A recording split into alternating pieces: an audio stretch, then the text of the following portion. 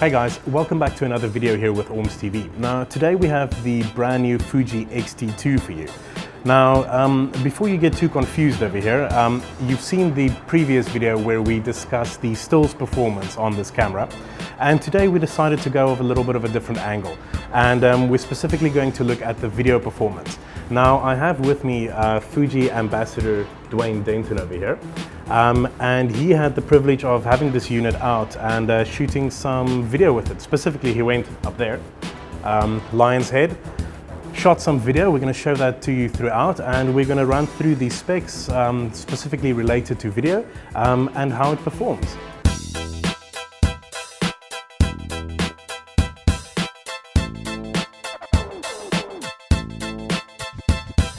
So before we talk about the dynamic range and color reproduction and all of that beautiful stuff, there is really only one thing that you need to know about the X-T2 when it comes to shooting video, and that is 4K.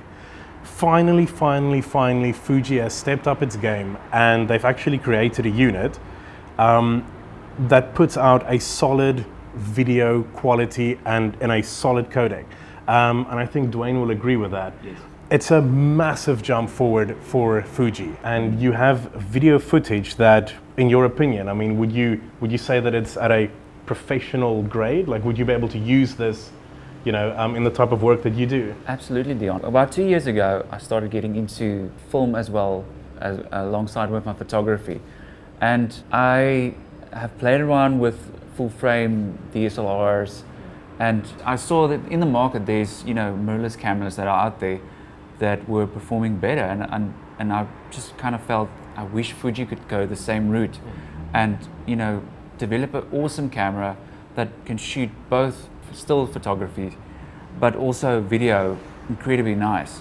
And finally the X-T2, I feel, is the camera that can do both for me, and I will be proud to take this camera and go and shoot a promo video or even wedding film or any other video with it.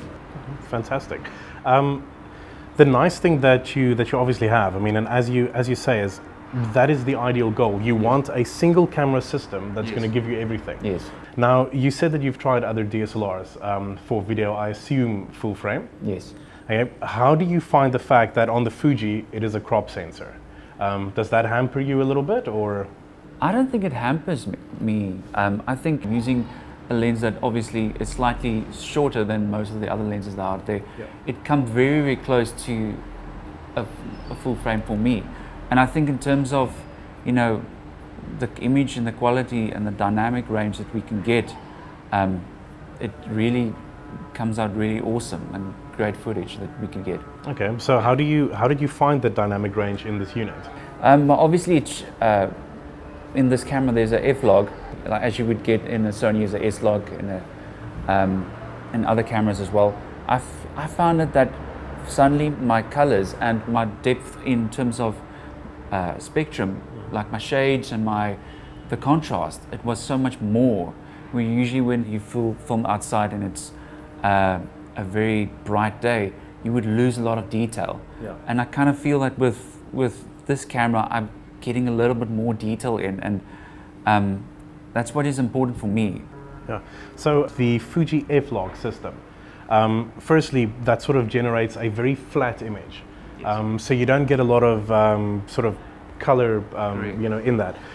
So that allows you to then, once you've captured the footage, you can then go and you can grade it to a much greater extent than what you could if you just shot with a sort of a color profile already applied to it. And that's quite a unique thing in this segment. I don't think there's anything else sort of in this segment for this amount of money that gives you that flexibility. Absolutely.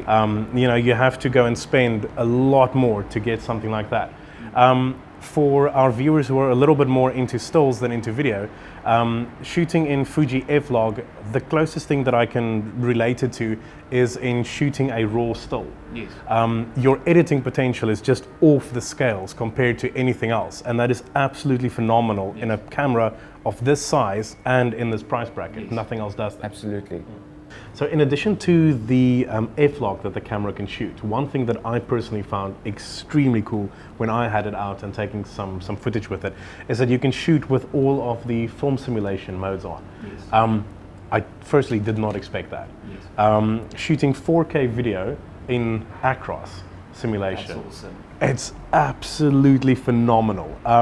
And I can just imagine the scope of application that you can have for that. Like it's stunning. Absolutely. Yeah. So that is the one big thing that sort of really stood out for me as well.